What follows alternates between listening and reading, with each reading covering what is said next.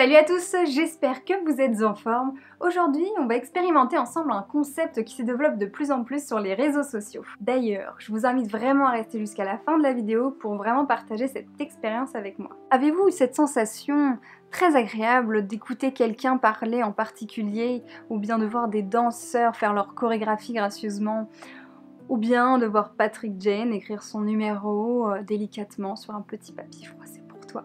Si tel est le cas, vous avez probablement expérimenté ce qu'on appelle l'ASMR. Alors avant toute chose, ASMR ça veut dire Autonomous Sensory Meridian Response.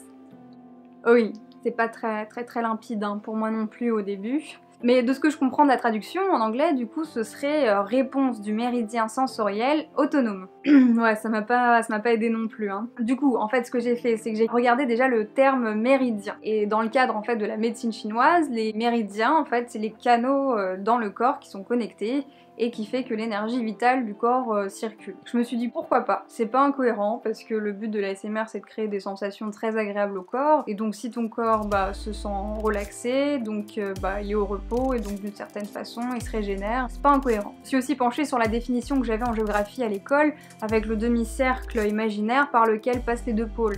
Je me suis dit on serait un peu comme une petite planète où la sensation très agréable passerait de la tête aux pieds parce qu'il y en a qui parlent de frisson dans le corps, dans la colonne vertébrale, etc. Aussi, je me suis dit pourquoi pas. Enfin, Wikipédia a donné la traduction qui serait une réponse sensorielle autonome culminante. Finalement, en fait, l'ASMR, ça va être cette sensation assez forte qu'on a et très agréable face à quelque chose qu'on va voir ou qu'on va entendre et qui va créer vraiment cette sensation de détente en fait en nous et ce en fait sans nous toucher. Le concept d'ASMR aurait débuté en 2007 sur internet sur un forum où en fait il y aurait eu un jeune qui parlait du fait que depuis son enfance, il a comme des sensations très agréables de picotement ou de sensations de main sur la peau alors que il est dans des situations très aléatoires comme aller voir un spectacle de marionnettes ou lire une histoire. Et un peu plus tard, en février 2010, il y a Jennifer Allen qui va créer un groupe Facebook dédié à l'ASMR. En vrai, je pense que l'ASMR ça a toujours existé, c'est juste qu'on a donné ce mot à cette sensation qu'on peut ressentir. Par exemple, j'adore voir les mains d'un pianiste comme ça sur les touches jouer et surtout entendre le son, je trouve ça hyper agréable, hyper reposant. Ou aussi quand j'avais ma prof de dessin qui prenait son pinceau avec l'encre de Chine et qui montrait sur la feuille des formes, c'est quelque chose moi qui je trouvais ça assez presque hypnotique et très reposant. Ouais, ça peut paraître un peu étrange mais c'est sûr, chacun sa personnalité, chacun sa sensibilité. Il y a des personnes, elles vont être sensibles à des sons, à des actions qui vont être faites, alors que d'autres, pas du tout. Par exemple moi, les chuchotements, les bruits de bouche, tout ça, ça me fait pas d'effet forcément agréable. Pourtant petite, j'aurais kiffé être sensible aux mastications de ma sœur au petit déjeuner.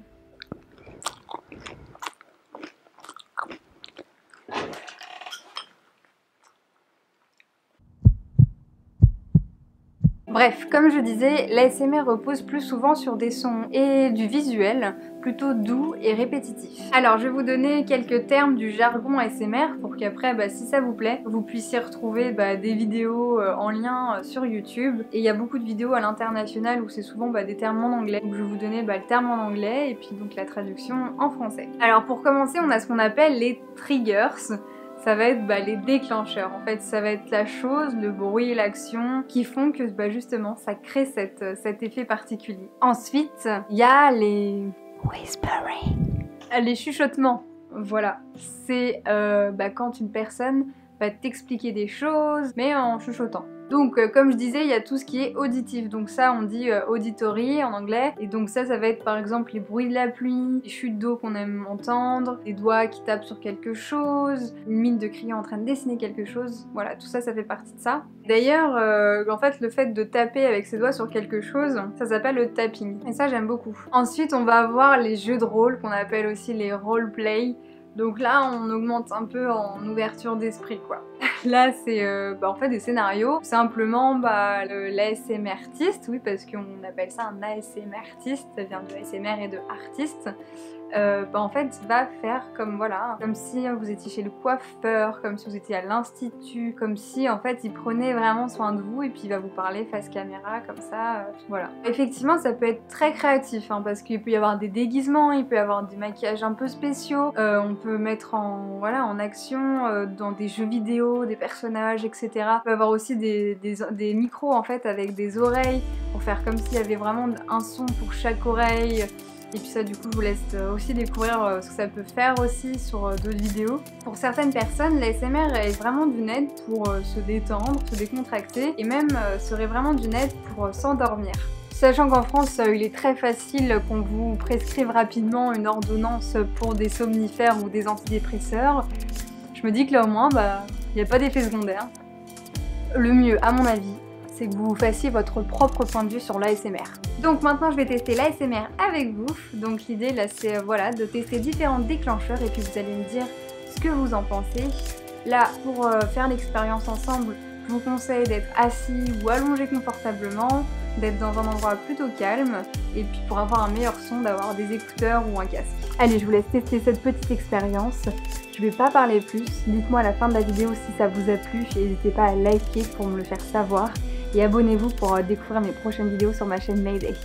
Allez, c'est parti!